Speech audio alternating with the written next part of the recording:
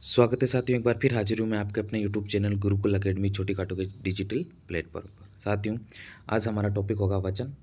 और कल हमने बात की थी सर्वनाम पे, उससे पहले हमने संज्ञा, आज हमने वचन। कमेंट भी आए कि सर हमें ये पीडीएफ के रूप में चाहिए, तो आपको ये पीडीएफ में रूप में चाहिए तो आप हमारे टेलीग्राम चैनल गुरुकुल एकेडमी छोटी काटो पर जाएँ और वहाँ से आपको ये पीडीएफ में सारी की सारी जो सामग्री है पीडीएफ के रूप में आपको प्राप्त हो जाएगी। और चैनल पर नए हैं तो चैनल को लाइक करें, शेयर करें और सब्सक्राइब करें। बिना विलंब किए शुरुआत करते हैं हमारे नए टॉपिक, जिसका नाम होगा वचन। साथियों, वचन क्या है, हम इसकी परिभाषा के बारे में बातचीत करेंगे। हम बातचीत करेंगे इसके प्रकारों के बारे में, प्रकारों की परिभाषा के बारे में। साथ साथ हम ये भी देखेंगे कि किस प्रकार से वचन को परिवर्तन किया जाता है, वचन को बदला जाता है, उस पर भी हम थोड़ी बहुत चर्चा करेंगे। चलिए साथियों, शुरुआत करते हैं सबसे पहले हम वचन की परिभाषा के साथ। संज्ञा के जिस रूप से संख्या का बोध होता है, किसका बोध होगा? संख्या, काउंटिंग, गिनती। काउंटिंग कह दूँ या गिनती, यानी गिनती का बोध होगा, वो क्या कहलाएगा? वचन कहलाएगा। वचन का प्रयोग संख्या का बोध कराने के लिए किया जाता है। मूल भाषा में संस्कृत में होते हैं 3, लेकिन हिंदी भाषा में वचन होते हैं 2। हम बात करेंगे हिंदी भाषा की, तो हमें इसी पे आना है और हम इसी पे चर्चा करेंगे। और वचन का प्रभाव संज्ञा, वचन का प्रभाव संज्ञा, सर्वनाम, विशेषण और क्रिया पे पड़ता है। ये जो टॉपिक दिख रहे हैं आपको, मैंने बताया था वचन का एक तो संज्ञा इस पे दिखाई देगा, दूसरा आपको दिखाई देगा सर्वनाम, जो हमने पढ़ लिया था कल, ठीक है। उसके बाद एक और टॉपिक आता है जिसका नाम है विशेषण, उस पर भी इसका वचनों का प्रभाव दिखाई देता है। और उसके बाद आती है क्रिया। ये जो 2 टॉपिक हैं हम पढ़ेंगे, मैं आपको बताऊंगा इन पे भी इनका प्रभाव कैसे दिखाई देता है, क्या होता है, उसके बारे में हम चर्चा करेंगे। साथियों, आगे बढ़ते हैं और वचन के कितने प्रकार होते हैं उन पर थोड़ी सी चर्चा करते हैं। चलिए, हिंदी व्याकरण में वचन के प्रकार होते हैं 2। कितने होते हैं साथियों? 2, एक वचन और बहुवचन। एक वचन का एक मैं थोड़ी सी इधर समझा देता हूँ आपको। एक वचन का अर्थ होता है एक, और बहु का मतलब होता है बहुत। क्या होता है? बहुत। बहु का मतलब क्या होता है? बहुत सारे। ठीक है साथियों, तो एक वचन की परिभाषा देख लेते हैं। संज्ञा का वह रूप जिसे एक संख्या का बोध हो उसे एक वचन कहते हैं। आगे बात यहाँ पे, ठीक है। जैसे राम, श्याम, सीता, ये जितने भी एक वचन, एक हो, एक जिसकी संख्या का बोध कितना हो, एक हो, वो क्या कहलाएंगे? एक वचन कहलाएंगे। अब चाहे वो उनके किसी का नाम हो, स्थान हो, वो सारे के सारे एक वचन के अंतर्गत ही आते हैं। चलिए साथियों, आगे बढ़ते हैं। दूसरा जो प्रकार है उसका नाम है बहुवचन। क्या नाम है साथियों? बहुवचन। संज्ञा का वह रूप जिसे एक से अधिक संख्या का बोध हो उसे हम बहुवचन कहते हैं। यानी एक से अधिक, जैसे अगर मैं ये कहूँ माला, ठीक है, माला तो हो गया एक वचन, मालाएं बहुवचन हो जाएगा। मैं कहूँ छात्र, एक वचन, छात्राएं, छात्रा, छात्राएं, ये सारी की सारी क्या हो जाती है? बहुवचन। यानी एक से अधिक संख्या में एक से अधिक होगी गिनती में, वो कौन सा कहलाएंगे? बहुवचन कहलाएंगे। साथियों, ये तो हुई इनकी परिभाषा, ठीक है। अब परिभाषाओं के साथ साथ सर ये परिभाषा होती है वचन की, हमने परिभाषाएं पढ़ी। मैं आज आपको एक नई चीज़ के अंतर्गत लेकर चलूँगा। आपको मैं बताऊंगा कि किस प्रकार से वचन को परिवर्तन किया जाता है, ठीक है। बहुत सारे ऐसे नाम होते हैं। जैसे अगर मैं नाम ले लूँ गंगा, मैंने नाम ले लिया गंगा, मैंने क्या नाम लिया? गंगा, ठीक है। ये एक नदी है। अगर मैं इसको क्या कहूँ, इसको बहुवचन में बदलूँ, तो क्या है? बहुवचन में परिवर्तन होगी क्या? तो इसका भी जानेंगे क्यों नहीं होती है, क्या कारण है, क्या कारण नहीं है। हम हमारे शरीर के अंगों के बारे में जानेंगे। अगर मैं ये कहूँ आँख, आप बहुवचन बना सकते हो। कान, बहुवचन बना सकते हो। गाल, बाल, ये सारे जितने भी हैं इनको भी हम चर्चा करेंगे, कौन एक वचन होता है, कौन है बहुवचन होता है। चलिए साथियों, वचन परिवर्तन के बारे में थोड़ी सी चर्चा करते हैं। किस प्रकार से वचन परिवर्तन होता है, क्या होता है, क्या नहीं होता, उस पर थोड़ी सी चर्चा कर लेते हैं। चलिए साथियों, वचन परिवर्तन का मतलब किसी एक संख्या को अधिक संख्या में व्यक्त करना होता है। किसी भी विकारी शब्द का वचन परिवर्तन उस शब्द के साथ कारक विभक्ति चिन्ह के आधार पर किया जाता है।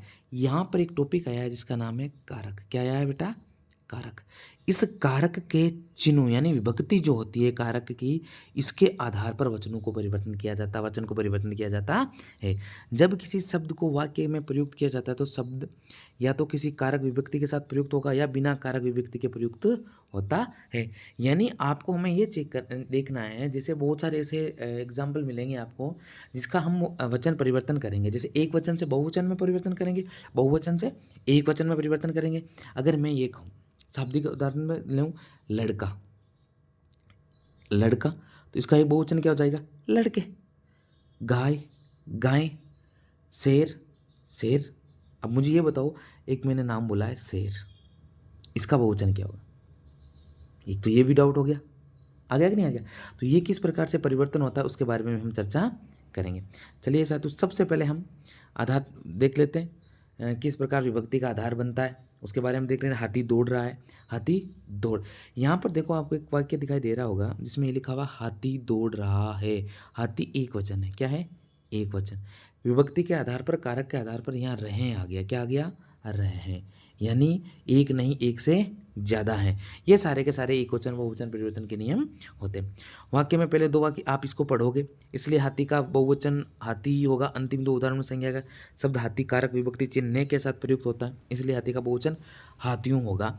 ठीक है, आगे चलिए देखिए, सबसे इंपॉर्टेंट चीज़ ये यहाँ पर है, वो कुछ नोट हैं, कुछ नोट्स हैं, आपको इनको नोट आउट कर लेना है। ठीक है, ये सबसे बड़ी इंपॉर्टेंट चीज़ होगी कि हम किस प्रकार से परिवर्तन करते हैं। चलिए साथ में देखते हैं। अगर मैं ये कहूँ आकारांत पुल्लिंग, क्या कहूँ? आकारांत पुल्लिंग। आकारांत का मतलब ये हुआ आ की मात्रा। किसकी मात्रा?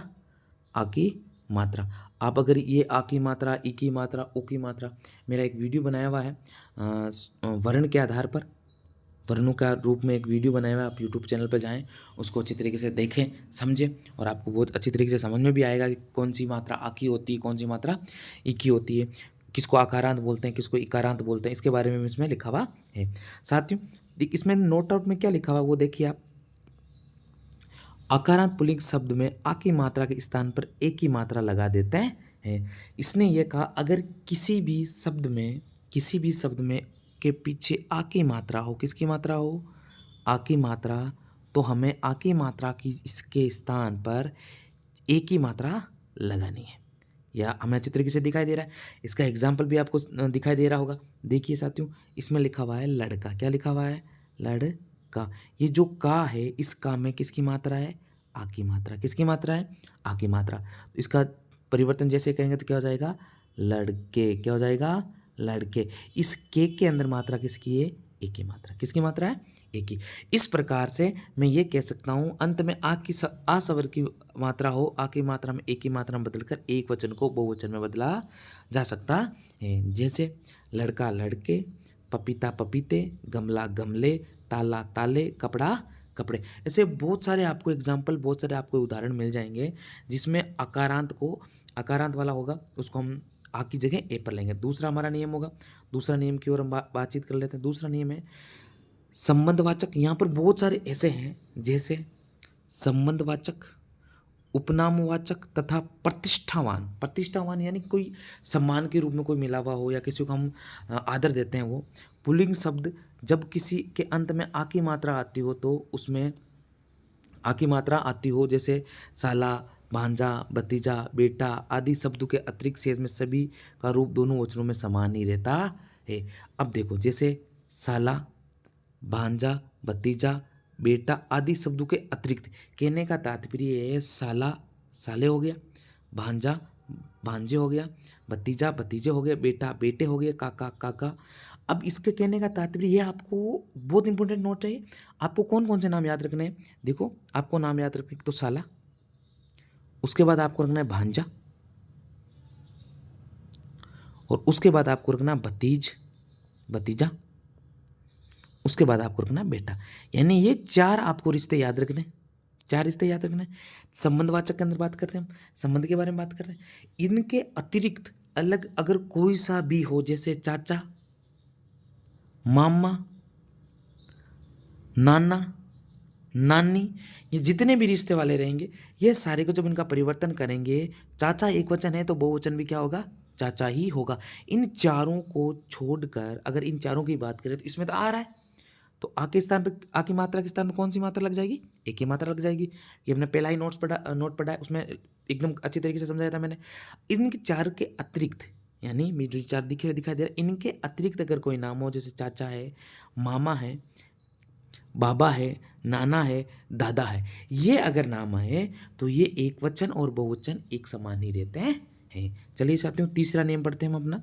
अपना तीसरा नियम होगा जिसमें ये लिखा हुआ है, अकारांत, इकारांत, इकारांत, उकारांत, उकारांत पुल्लिंग शब्द बिना कारक विभक्ति चिन्ह के किसी भी वाक्य में प्रयुक्त हो तो इनका एक वचन और बहुवचन एक समान ही रहता है। कहने का तात्पर्य यहाँ पर देखो, चाहे अकारांत है, मैंने पहले भी बोल चुका हूँ, एक बार आप हमारा जो वीडियो है वर्ण पर बनाया हुआ वीडियो है उस पर आप जाएं, एक बार देखें, जिसमें आपको अकारांत, इकारांत, इकारांत, उकारांत और उकारांत के बारे में बहुत सारी चीज़ें मिलेगी, कौन सा क्या होता है। तो इसमें थोड़ा सा मैं बता देता हूँ। ये एक की मात्रा, आ की मात्रा अकारांत, छोटी की मात्रा इकारांत, फिर बड़ी की मात्रा इकारांत, उ की मात्रा उकारांत और बड़ी उ की मात्रा उकारांत, ये इकारांत उकारांत के अंतर्गत आते हैं। तो आप इसमें थोड़ा सा आप नोट आउट कर सकते हो। यानी विभक्ति चिन्ह के बिना अगर विभक्ति चिन्ह के अतिरिक्त आए तो वो सारे किसमें एक वचन और बहुवचन क्या रहेगा? एक जैसा ही रहना वाला है। जैसे दिन, देखिए साथियों आपको जैसे दिखाई दे रहा है, दिन दिन, फूल फूल, भालू भालू, भाई भाई, हाथी हाथी। भाई भाई वाला तो मैंने आपको वहाँ संबंध में भी बता दिया था, इससे पहले 2 नंबर में बताया था मैंने, हाथी हाथी, शिक्षक शिक्षक। अब यहाँ देखो, इससे पहला जब हमने एग्जाम्पल पढ़ा था, ठीक है, हाथियों पढ़ा था कि नहीं पढ़ा था, उसमें विभक्ति चिन्ह था, लेकिन यहाँ तो विभक्ति चिन्ह है ही नहीं। जब विभक्ति चिन्ह नहीं होगा तभी एक वचन और बहुवचन एक जैसे रहेंगे। अगर विभक्ति चिन्ह आ गए या विभक्ति चिन्ह हमें दिखाई देंगे तो विभक्ति चिन्ह के अंतर्गत ये चेंज होते हैं। ठीक है, चलिए साथियों, अगला हमारा नियम होगा जिसके बारे में हम चर्चा कर लेते हैं। अगला नियम है, अकारांत स्त्री संज्ञा शब्द में एक के स्थान पर एक ही मात्रा का प्रयोग। ये बात हमने पुल्लिंग की। अब हम बात करेंगे स्त्रीलिंग। किसकी बात करेंगे? स्त्रीलिंग। आगे अकारांत की बात करेंगे। अकारांत का मतलब आ और ए दोनों रहते हैं। मैं आपको ये बता देता हूँ, अकारांत में ए और दोनों रहेंगे। अकारांत स्त्री शब्द में एक के स्थान पर इसका मात्रा का प्रयोग करते हैं। अर्थात यदि किसी स्त्रीलिंग संज्ञा शब्द में अंत में ए स्वर की मात्रा हो, एक ही मात्रा को ए की मात्रा में बदलकर एक वचन को बहुवचन में बदला जा सकता है। जैसे पुस्तक, साथियों जैसे दिखाई दे रहा है, पुस्तक पुस्तकें, कलम कलमें, सड़क सड़कें, आँख आँखें, बहन और बहनें। ठीक है, ये रिश्ते में साथ में देखो, आपको मैं वही एग्जाम्पल लेके चल रहा हूँ जो मैंने पहले आपके जो नोट थे उनमें मैंने बताया था, रिश्ते वाला मैंने बताया था, जिसके अंदर मैंने आपको ये कहा था कि इन चार को छोड़ के, इन चार के अतिरिक्त अगर आए तो इसमें देखो, उसमें हमने पुल्लिंग की बात की। यहाँ कन्फ्यूजन होने की आवश्यकता नहीं है, मैंने उन नोट्स में सिर्फ पुल्लिंग की बात की, लेकिन बहन क्या है? स्त्रीलिंग है। क्या है? स्त्रीलिंग। तो इस स्त्रीलिंग पे तो लागू होता ही नहीं है भाई, स्त्रीलिंग में तो वो लागू होना ही नहीं कि सर आपने अभी बताया था कि रिश्ते के संबंधित में आपको चार छोड़ने, साला, भतीजा, अगर इन चारों को छोड़ने के बाद तो बहन तो रिश्ते में ही आती है। लेकिन ये जो बहन है वो किस में आ रही है? पुल्लिंग है, सॉरी स्त्रीलिंग है। क्या है? स्त्रीलिंग है। और वो हमने बात किसकी की थी? पुल्लिंग की। वो हमारी बात पुल्लिंग की हुई थी, अब हम बात कर रहे हैं स्त्रीलिंग की। चलिए साथियों आगे देखते हैं। अगला इसी का जो नोट है, अकारांत स्त्रीलिंग संज्ञा शब्दों में आ के स्थान पर एक ही मात्रा का प्रयोग करते हैं। अर्थात यदि किसी स्त्रीलिंग संज्ञा शब्द के अंत में आ स्वर की मात्रा आए तो एक ही मात्रा जोड़कर एक वचन का बहुवचन बना दिया जाता है। जैसे बाला बालाएं, कला कलाएं, कविता कविताएं, माता माताएं, शाखा शाखाएं, कक्षा कक्षाएं। ये एग्जाम्पल अच्छी तरीके से समझ में आ गया। अगला देखिए, इकारांत वाला अधिकार रहा। इकारांत के अंतर्गत स्त्री शब्द में अंत में या जोड़कर, इकारांत स्त्री संज्ञा शब्दों के अंत में या जोड़कर ई की मात्रा में लघु कर देते हैं। जैसे ई की, यहाँ इसमें 2 नियम लागू हो रहे हैं। ठीक है, एक नियम तो लागू ये हुआ कि हमें अंत में क्या लगाना है? या लगाना है। ठीक है, एक नियम इसने ये बता दिया, ई की जो मात्रा है इसको लघु करना है। ई की मात्रा को क्या करना है हमें? लघु। लघु का मतलब होता है बड़ा। क्या होता है? बड़ा करना है, दीर्घ करना है। क्या करना है? दीर्घ करना है। यह आप जब वर्णों के PDF के माध्यम से वीडियो को देखोगे तो आपको अच्छी तरीके से समझ में आ जाएगा। मैं आपसे कहूँगा आप YouTube चैनल पर जाएं और वर्ण का एक वीडियो बनाया हुआ है हमारा, आपको इस चैनल पर मिल जाएगा, उस पर जाकर आप देखें, आपको अच्छा लगेगा। और उसके साथ साथ आपको ये भी पता चलेगा कौन सी मात्रा कैसी है, क्या है क्या नहीं है। सबसे पहला वीडियो है हिंदी ग्रामर का, वो वीडियो आप एक बार जरूर देखें। ठीक है, लघु करना है, क्या करना है, लघु कैसे करेंगे। जैसे देखो इसका एग्जाम्पल ले लेता हूँ मैं, एक अच्छी तरीके से समझ में आ जाएगा। मैंने लिया कली, क्या लिया, कली, कोमल सी है कली, सबको पता है कली कैसी होती है। इसका बहुवचन बनेगा कलियां, क्या बनेगा, कलियां, क्या बनेगा, कलियां। यहां देखो सबसे पहला नियम लागू हो गया, पीछे यह आ गया। और दूसरा नियम था कि ई का जो है वो क्या हो जाएगा, दीर्घ। ये देखो यहां पर आपको दिखाई दे रहा है, यहां पर आपको दिखाई दे रहा है, इसके अंदर छोटी मात्रा है और इसके अंदर बड़ी मात्रा का प्रयोग किया गया है। इसी प्रकार स्त्री, स्त्रियां, टोपी, टोपियां, रानी, रानियां। आगे बढ़ते हैं, जाति, जातियां, नीति, नीतियां, रीति, रीतियां। ये बहुत सारे आपको ऐसे बहुत सारे एग्जाम्पल आपको मिल जाएंगे, आप उसमें चेक कर सकते हो, देख सकते हो। अगला देखिए साथियों, अगला नियम, यदि किसी स्त्री संज्ञा के अंत में या उपयुक्त हो या के ऊपर चंद्र बिंदु का प्रयोग करके उसके शब्दों को एक वचन से बहुवचन में बदल दिया जाता है। यानी अगर यह कही कि किसी स्त्रीलिंग के अंत में क्या आए, या आए, क्या आए, या आए, तो इसके पीछे जो या है इसके ऊपर चंद्र बिंदु लगा दिया जाता है। क्या लगा दिया जाता है, चंद्र बिंदु। जैसे देखो चिड़िया, क्या लिखा हुआ था, चिड़िया, इसके पीछे या था, तो चिड़िया का बहुवचन हो जाएगा चिड़िया, चिड़ियाएं। यहाँ आ गया, इसके अंदर चंद्र बिंदु आ गया कि नहीं आ गया। अगला नियम पढ़ते हैं, अगला नियम देख लेते हैं। उकारांत का दिखाई दे रहा हमें, देखो साथियों, उकारांत स्त्रीलिंग शब्द के अंत में ए जोड़कर उकारांत स्त्री ए जोड़कर उकारांत स्त्री शब्द के अंत में ए जोड़कर ऊ की मात्रा में लघु कर दिया जाता है। वही नियम मैंने आपको बताया था, वैसा का वैसा ही आपको दिखाई दे रहा है। साथ में ही भी देख लीजिए, आसान शब्दों में कहें तो यदि स्त्रीलिंग शब्द के अंत में ऊ तथा ऊ हो तो शब्दों को बहुवचन बदलने के लिए ऊ को हटाकर उहे लगा दिया जाता। जैसे वस्तु, आपको एग्जाम्पल भी दिखाई दे जाएंगे, वस्तु बहुत सारे। विभक्ति सहित विकर्य वचन परिवर्तन के नियम, अब बहुत सारे ऐसे हैं, आप देखोगे ये तो हुए हमारे अकारांत, इकारांत, उकारांत के नियम के आधार पर परिवर्तन करने वाले। अब हम देखेंगे किस प्रकार से बहुत सारे ऐसे हैं जो एक वचन तो एक वचन ही रहेंगे, बहुवचन में तो वो बहुवचन। सबसे पहला नियम देख लीजिए, विभक्ति रहित विकारी शब्दों का वचन में परिवर्तन के नियम। विभक्ति सहित अकारांत, आकारांत, उकारांत शब्दों के साथ ऊ का प्रयोग करके बहुवचन बना दिया जाता है। जैसे घोड़ा, ये आपको दिखाई दे रहे हैं, लड़के, लड़का, लड़कू। ठीक है, ये बहुत सारे आपको एग्जाम्पल दिखाई दे रहे हैं, आपको इनको पीडीएफ को पढ़ सकते हो। विभक्ति सहित इकारांत शब्दों का बहुवचन रूप बनाते समय इकारांत वे एवं इकारांत के साथ में यूं जोड़कर इकारांत की मात्रा को लघु कर देते हैं। ये वही से सारे के सारे नियम वो जो हैं एग्जिस्ट हमें दिखाई हुए दे रहे। यहाँ पर एक जो ये नियम है ये बहुत कुछ अलग सा नियम है, बहुत हटके नियम है। यहाँ देखो साथियों, कुछ एक वचन संज्ञा के अंत में जन, लोग, गण, वर्ग, हर, मंडल, परिषद जैसे शब्द जोड़कर भी बहुवचन बनाए जा सकते। जैसे गुरु, गुरुजन, अध्यापक, अध्यापकगण, युवा, युवा वर्ग। आ गया कि नहीं आ गया। ये बहुत सारे ऐसे नियम हैं, जब आप इनको नोट आउट करोगे तो इनको देखोगे तो आपको पता चलेगा कि किस प्रकार से एक वचन से इनको बहुवचन के अंदर परिवर्तन किया जाता है। चलिए साथियों, बहुत सारे आपको एग्जाम्पल यहाँ पर दिखाई दे रहे हैं। अमीर है, अमीर लोग है, गरीब, गरीब लोग है, नारी है, प्राणी है, पाठक है, बालक है, विद्यार्थी है, शिक्षक है, शिक्षक गण आने वाले, ये बहुत सारे ऐसे आपको एग्जाम्पल मिल जाएंगे। दूसरा इंपॉर्टेंट नियम इसी का जातिवाचक के अंतर्गत आने वाला, इसके बारे में मैंने आपको थोड़ा और बता देता हूँ। जातिवाचक संज्ञा शब्द सदैव बहुवचन ही होते हैं। क्यों होते हैं? क्योंकि जातिवाचक संज्ञा शब्द किसी व्यक्ति या वस्तु के संपूर्ण जाति का बोध करवाते से हमेशा वो बहुवचन ही कहलाएंगे। अब जब सबसे पहले मैंने एक एग्जाम्पल लिया था शेर का, किसका लिया था? शेर का। शेर पशुओं की जाति के अंतर्गत आता है कि नहीं आता? तो जो शेर है वो हमेशा कौन सा रहता है? बहुवचन रहता है। क्यों रहता है? शेर जंगल का राजा होता है। आम गर्मी में आते हैं, गाय, कुत्ता, नदी, ये सारे के सारे वाक्य में शेर, आम, नदी जाति शब्द से अति उपयुक्त का इनका बहुवचन के रूप में ही प्रयुक्त होने वाला है। हो गई बात के लिए। आगे चलिए साथियों, दूसरा अगला नियम देखते हैं। व्यक्तिवाचक संज्ञा शब्दों, भाववाचक संज्ञा शब्दों का प्रयोग एवं जातिवाचक संज्ञा शब्दों के रूप में भी किया जाता है तो बहुवचन हो जाता है, अन्यथा वो एक वचन ही रहता है। यहाँ से आपको देखना है किसने क्या कहा है। व्यक्तिवाचक संज्ञा शब्दों और भाववाचक संज्ञा शब्दों का प्रयोग जब जातिवाचक संज्ञा शब्दों के रूप में किया जाता है, यानी व्यक्तिवाचक संज्ञा और भाववाचक संज्ञा के जितने भी उदाहरण होंगे उनका हम जातिवाचक संज्ञा के रूप में व्यक्त करेंगे तो वो बहुवचन हो जाएंगे, अन्यथा वो तो एक वचन ही रहने। जैसे देखो सीधापन, तो सीधे पन के अंदर के रूप में आ गया। ठीक है, अगला नियम देख लेते हैं इसका। आमतौर पर द्रव्यवाचक संज्ञा एक वचन ही होती है, लेकिन जब कोई द्रव्यवाचक संज्ञा जब किसी द्रव्य जाति का बोध होत करवाते उसे बहुवचन के रूप में, ये तो बात आई गई थी। हिंदी में बहुत से ऐसे शब्द होते हैं जिसका सदैव बहुवचन के अर्थ में ही होता है। जैसे यहाँ पर ये बहुत सारा इंपॉर्टेंट चीज़ है कि हमेशा हिंदी में बहुत सारे ऐसे शब्द होंगे। मैं आपके लिए जितना हो सका, जितना मेरे पास पीडीएफ के माध्यम से मैं आपको बता सकता हूँ उतना बता रहा हूँ। देखो, जैसे समाचार है, प्राण है, दाम है, लोग है, होश है, भाग्य है, दर्शन, गण, जाति, व्रग है, आंसू, होठ, कान, नाक, नेत्र, बाल, रोंगटे, तेवर, ये सारे हमेशा एक बहुवचन ही रहने वाले हैं।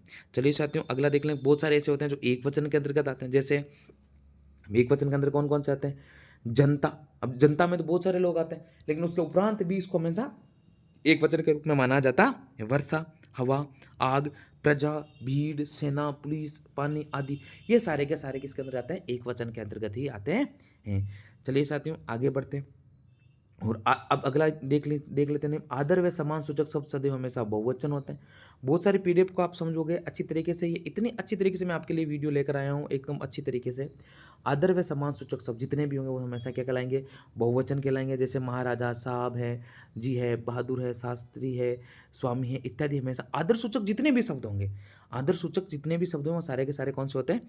बहुवचन के अंतर्गत ही आते हैं। इस वीडियो को जितना हो सके उतना शेयर करें। देखिए साथियों, ये था हमारा वचन टॉपिक, जिसके माध्यम से मैंने आपको बताया। एक बार मैं वापस इस वीडियो को चला रहा हूँ जिसे आप ये नोट आउट कर सकते हैं। अगर आपको ये पीडीएफ चाहिए तो हमारे टेलीग्राम चैनल गुरुकुल अकेडमी छोटी काटू पे जाएँ, या वहाँ पर ही आपको ये पीडीएफ के माध्यम से आपको मिल जाएगी। आप वहाँ से आप इसको ले सकते हैं। साथियों, हमारा चैनल है गुरुकुल अकेडमी छोटी काटू। लाइक करें, शेयर करें, और जितना हो सके चैनल को सब्सक्राइब करवाएं। हमारा उद्देश्य, हमारी संस्था का उद्देश्य यही रहता है कि हम अच्छी तरीके से बच्चों को पढ़ा सकें। यही हमारा उद्देश्य है। इसी के साथ मिलते हैं नए वीडियो के साथ कल। तब तक के लिए धन्यवाद।